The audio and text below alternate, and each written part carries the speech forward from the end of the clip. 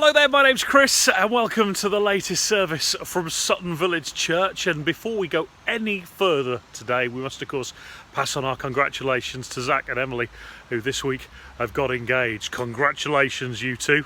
Now the real fun begins, huh? I can see all the ladies, they're already planning what kind of hat they're going to wear. It's something I can never understand, that at weddings.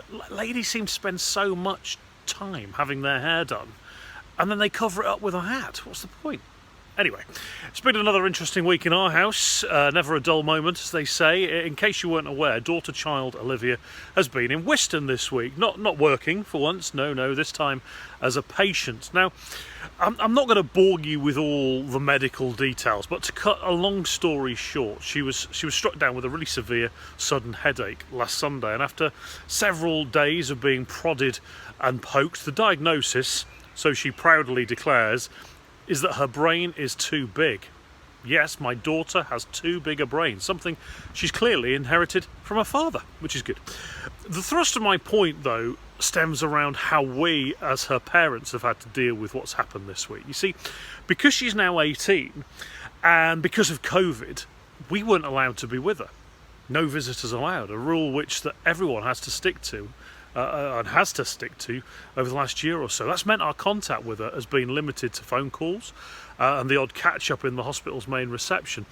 And the bottom line is, we've had to let go. All the stuff that you'd normally do when a young relative is in hospital, like just sitting with her and chatting, or playing a game, or making her a drink, or pushing the staff for an explanation as to what's happening.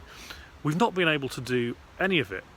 We've simply just had to trust that someone else is in control. And as you probably know, that's not easy. Even as a Christian, it can sometimes be really to tell others, can't it? Just to let go, relax, God's got this. But when it comes to you, it's not quite easy, is it?